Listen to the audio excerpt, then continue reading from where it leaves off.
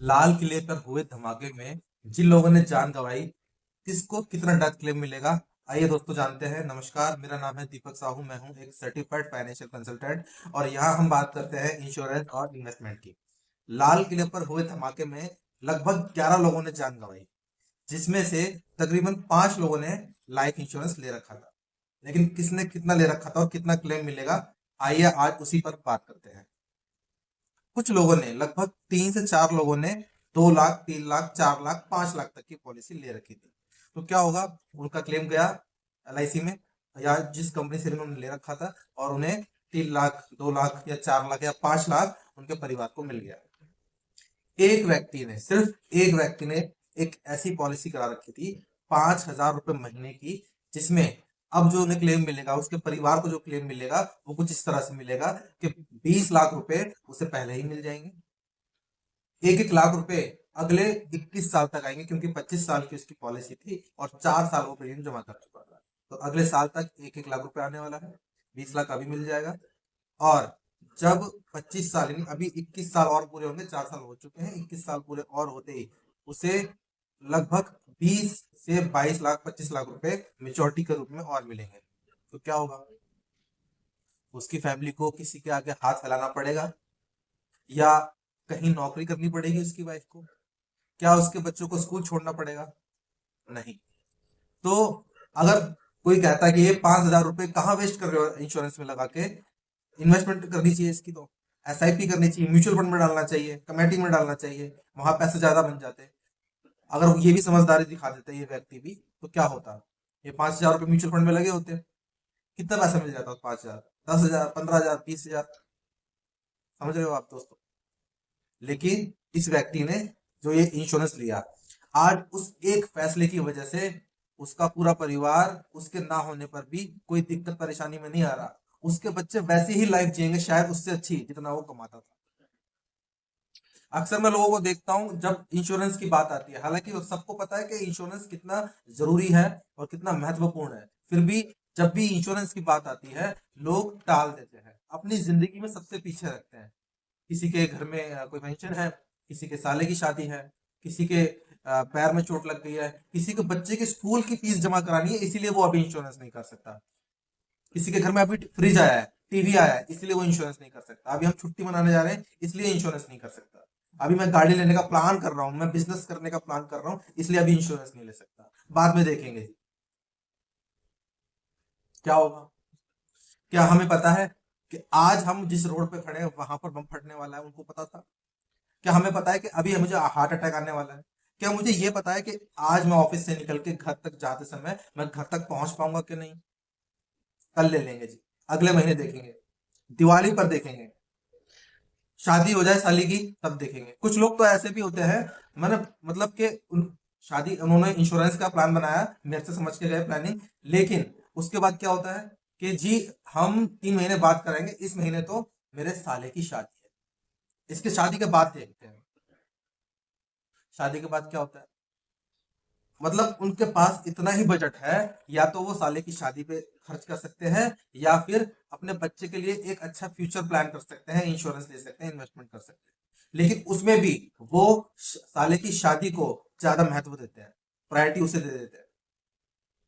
कुछ कि मेरे बच्चे का बर्थडे बनना है, बोला हुआ है 5 साल का, मैंने बोला हुआ था जी कि बर्थडे मनाना है तो रिश्तेदारों को बुलाऊंगा, 1-1.5 लाख रुपए, 2 लाख रुपए खर्च होगा, ये तो करना जरूरी है जी, बोला हुआ था। अच्छा, उससे क्या होगा? बच्चे का बर्थडे बन जाएगा, उससे आपके बच्चे का भविष्य सुधरेगा क्या? जो आपने मेहमान बुलाए हैं, उन्हें कुछ भविष्य में फायदा होने वाला है, या कोई फायदा होने वाला है अभी वर्तमान में भी, या आपको होने वाला है? बर्थडे आप छोटा मैनेज कीजिए, आप बच्चे का बर्थडे छोटा बनाइए, छोटा बना सकते हैं, लेकिन पहले उनका फ्यूचर सिक्योर करना है। और सबसे बड़ी बात, प्रेजेंट सिक्योर करना है। अगर इंश्योरेंस नहीं लेंगे तो क्या हो सकता है, ये वही बता सकते हैं जिन लोगों ने लाल किला पर हुए ब्लास्ट में 11 लोगों ने जान गंवाई है। 5 लोगों ने छोटा मोटा इंश्योरेंस करा रखा था, एक व्यक्ति ने अच्छा इंश्योरेंस करा रखा है। बाकी के जो 6 लोग बचे हैं, उनके घर वालों से जाके पूछिए कि इंश्योरेंस कितना होना चाहिए था और कब होना चाहिए था, होना चाहिए था, नहीं होना चाहिए था। कहते हैं दोस्तों, एक इंश्योरेंस की असली वैल्यू एक विधवा ही बता सकती है। मैं नेगेटिव नहीं कर रहा, आप अपना बिजनेस कीजिए, आप बच्चे की पढ़ाई करवाइए, आप रिश्तेदारी में जाइए, सब कुछ कीजिए। आप इन्वेस्टमेंट कीजिए, म्यूचुअल फंड, एसआईपी, कोई कोई गलत चीज नहीं है, लेकिन सबसे पहले इंश्योरेंस, क्योंकि सबकी नींव है इंश्योरेंस। जैसे बिल्डिंग हम खड़ी करते हैं तो फाउंडेशन डालते नहीं डालते, उसमें नींव डालते हैं, वो नींव दिखती तो नहीं है किसी को, उसमें हम सरिया लगाते हैं, सीमेंट लगाते हैं, रेत लगाते हैं, सब लगाते हैं, डस्ट लगाते हैं, 2-3 लाख रुपए खर्च कर देते हैं एक छोटे से घर को बनाने में भी, फाउंडेशन में। क्यों करते हैं? ताकि वो घर टिका रहे, हमारी लाखों की हमारी पीढ़ियों की, हमारे पूरे जीवन की जो उम्मीदें हैं, जो संपत्ति है, वो टिकेगी उसके ऊपर, इसलिए हम लगाते हैं फाउंडेशन में पैसा। इसी तरह से अपने फाइनेंस में जो फाउंडेशन का काम करती है वो होती है इंश्योरेंस। कुछ लोग सीधा एसआईपी में चले जाते हैं, मैं एसआईपी खुद करता हूँ, एसआईपी कीजिए, लेकिन सबसे पहले इंश्योरेंस।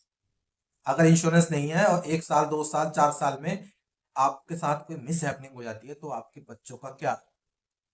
कौन संभालने वाला? कोई 3 नाम आप बता सकते हैं? हो सकता है आप 3 नाम बता भी दो, लेकिन मान के चलिए अगर मैं डेथ कर जाता हूं और मेरा परिवार अब मेरा भाई संभाल रहा है, संभालेगा, क्योंकि वो भाई का फर्ज निभाएगा। लेकिन जो जिद मेरे बच्चे मुझसे करते हैं, क्या वो मेरे भाई से कर पाएंगे? समझ रहे हैं दोस्तों? इंश्योरेंस बहुत ज्यादा जरूरी चीज है, उसके बिना आपका पूरा जीवन, आपका पूरा परिवार रिस्क पे है। आप सारी चीजें कीजिए, लेकिन इंश्योरेंस पहले कीजिए। मैं नहीं कह रहा बहुत बड़ा कीजिए, आपका जितनी भी इनकम है उसमें से 20% का इंश्योरेंस में आप रख सकते हैं। आप 10% से भी स्टार्ट कीजिए। अगर मैं नहीं कह रहा कि आप 5,000 की ही पॉलिसी लीजिए, 10,000 की लीजिए या 20,000 की लीजिए। आप अगर 20,000 रुपये महीना भी कमाते हैं तो उसमें से सिर्फ 10%, 2,000 रुपये महीने की पॉलिसी लीजिए, उसमें आपका हेल्थ इंश्योरेंस भी हो सकता है। तो हेल्थ इंश्योरेंस और लाइफ इंश्योरेंस बहुत ही ज्यादा, मतलब ये समझिए कि अगर आपने हेल्थ इंश्योरेंस या लाइफ इंश्योरेंस नहीं कराया है, आपको मैंने बताया अभी लाइफ इंश्योरेंस में क्या दिक्कत आ सकती है आपको। ठीक है, लाइफ इंश्योरेंस नहीं लेने से आपकी पूरी फैमिली रिस्क में है। अगर इनकम पर्सन, ब्रेड विनर आप हो, अगर आपको कुछ होता है तो आपकी फैमिली सड़क पे आ जाएगी। दूसरा, हेल्थ इंश्योरेंस। हेल्थ इंश्योरेंस बहुत बहुत बहुत जरूरी चीज है। अगर आप अपना दिवालिया नहीं निकलवाना चाहते हैं, अपनी जोड़ी हुई पूंजी को आप रिस्क में नहीं रखना चाहते हैं, पैसों का इंश्योरेंस है हेल्थ इंश्योरेंस। कैसे? मैं बताता हूँ। मान के चलिए आपने हेल्थ इंश्योरेंस नहीं कराया, 4 साल 5 साल हेल्थ इंश्योरेंस नहीं कराया, आपने 80,000 लाख रुपया बचा लिया और लाख रुपया आप इन्वेस्ट कर रहे हो। अगर घर में कोई व्यक्ति बीमार हो गया, कितनी देर लगती है 1 लाख रुपए खर्च करते? कितनी देर लगती है 5 लाख 10 लाख रुपए खर्च करते? हेल्थ इंश्योरेंस लोग ले भी लेते हैं, लेकिन कितने का? 5 लाख का। हेल्थ इंश्योरेंस 1 करोड़ का भी होता है। क्या सोचा है कभी? क्या कभी सोचा है ओपन हार्ट सर्जरी अगर करनी पड़ जाए तो कितने का खर्चा आएगा? कैंसर हो जाए तो कितने का खर्चा हो जाएगा? और आप क्या सोचते हैं आपको नहीं हो सकता? मुझे भी हो सकता है, मैं बिल्कुल फिट बैठा हूँ, मुझे भी हार्ट अटैक आ सकता है। आजकल अच्छे अच्छे सेलिब्रिटीज को जो टाइम पर खाना खाते हैं, अच्छा पानी, अल्कलाइन वाटर पीते हैं, जिम जाते हैं, सारी चीजें करते हैं, उनको भी हार्ट अटैक आ जाता है। हम और आप कौन से खेत की मूली हैं?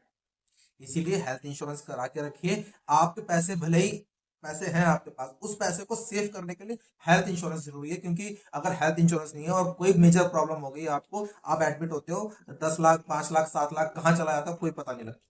और हेल्थ इंश्योरेंस में ये फायदा रहता है कि आप थोड़ा थोड़ा अमाउंट ईयर बाय ईयर देते रहते हैं, उससे आपका हेल्थ मेडिक्लेम तो कवर हो ही जाता है। एक पीस ऑफ माइंड भी मिलता है कि मेरे पास हेल्थ इंश्योरेंस है, अगर मेरे बच्चों को या मुझे कोई भी प्रॉब्लम हुई तो मैं सीधा प्राइवेट हॉस्पिटल जा सकता हूँ।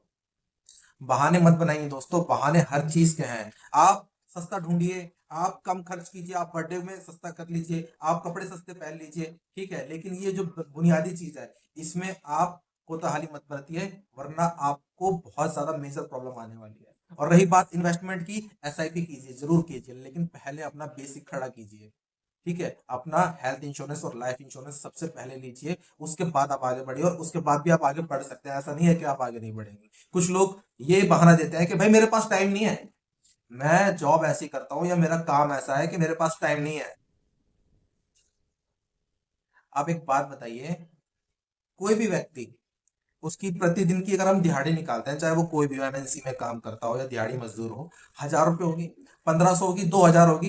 एक दिन अगर हम छुट्टी कर लेते हैं तो मान के चलिए 2,000 रुपए भी हम लॉस कर देते हैं, लेकिन उस एक दिन में बैठकर आप फाइनेंशियल प्लानिंग तो कर सकते हैं, आप लाखों रुपए की इन्वेस्टमेंट प्लानिंग तो कर सकते हैं। आप 2,000 रुपए अगर उस दिन छोड़ भी देंगे अपनी दिहाड़ी, एक दिन की छुट्टी भी कर लेंगे, तो आप लाखों का यहाँ आप सेटअप कर लेंगे।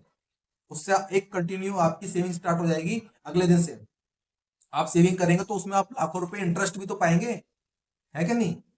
हजार 2,000 रुपए की दिहाड़ी जो छोड़ने को ये लोग, मतलब लोग जो हैं नहीं राजी हैं। और ऐसा नहीं है लोग छुट्टी नहीं करते हैं, छुट्टी करते हैं। मामा के लड़के की शादी में जाना छुट्टी करेंगे जी, किसी के बर्थडे में जाना छुट्टी करेंगे जी, बच्चों को मंदिर घुमाने ले जाना है, इस्कॉन टेम्पल लेके जाना है ना, छुट्टी करेंगे। किसी को बुखार आ गया घर में छुट्टी करेंगे, दोस्त की शादी में जाना छुट्टी करेंगे। हेल्थ इंश्योरेंस के लिए छुट्टी नहीं करेंगे ना, लाइफ इंश्योरेंस के लिए छुट्टी नहीं करेंगे ना, वो तो बेकार की चीज है, क्या टाइम वेस्ट करे काय को। दोस्तों जब लाइफ इंश्योरेंस नहीं होता ना, उसका दर्द आप नहीं सहन करते, आपको पता ही नहीं लगता उसका दर्द। उसका दर्द पता लगता है आपके बच्चों को, आपके परिवार को। क्योंकि आप मान के चलिए मैं अपना लाइफ इंश्योरेंस नहीं कराता हूँ और डेथ कर जाता हूँ, तो मैं तो चला जाऊंगा, मैं स्वर्ग या नरक चला जाऊंगा, मुझे फील नहीं होगा। फील करेंगे मेरे बच्चे जो रह जाएंगे यहाँ, जो मैं कमा रहा था वो अब घर में नहीं आएगा। वो दर्द पूरी जिंदगी नर्क भुगतेंगे मेरे बच्चे, मेरी एक छोटी सी गलती की वजह से, एक छोटे से लालच के लालच की वजह से। इसीलिए बहाने मत बनाइए, बड़ा नहीं छोटा, छोटे से स्टार्ट कीजिए, लेकिन लाइफ इंश्योरेंस और हेल्थ इंश्योरेंस जरूर कीजिए। बाकी कोई भी आपको ऐसा लगता है कि ये रीजन है या और कोई रीजन है इस तरह से नहीं करना चाहिए, जो भी आप प्लानिंग करते हैं आप मुझे कमेंट करके बता सकते हैं। या आपको खुद की प्लानिंग करनी हो तो भी आप, मैं नंबर मेंशन कर देता हूँ स्क्रीन पे, आप नंबर नोट कर लीजिए, कॉल कर सकते हैं या फिर आप कमेंट कर सकते हैं। कोई भी health insurance, life insurance, mutual fund कुछ भी करना हो, मैं एक सर्टिफाइड फाइनेंशियल कंसल्टेंट हूँ। इंश्योरेंस को बहुत ज्यादा महत्व देता हूँ, मैं इन्वेस्टमेंट भी करता हूँ, एसआईपी भी करता हूँ, म्यूचुअल फंड भी करता हूँ, शेयर मार्केट, क्रिप्टो करेंसी, सारी चीजें मैं देखता हूँ, लेकिन सबसे पहले हेल्थ इंश्योरेंस, सबसे पहले लाइफ इंश्योरेंस। तो दोस्तों इसी के साथ मैं विदा लेता हूँ, लोग सब्सक्राइब जरूर करें इस चैनल को, ताकि ऐसी और इन्फॉर्मेटिव वीडियो और भी वीडियोस आने वाली हैं जिसमें मैं बताऊंगा कि एसआईपी किस तरह से करना चाहिए या लाइफ इंश्योरेंस कौन सा बेटर है, किसके लिए कौन सा बेटर है, वो भी बताने वाला हूँ। तो चैनल को सब्सक्राइब कीजिए, वीडियो को लाइक कीजिए और अपना प्यार इसी तरह से देते रहिए। Thank you so much.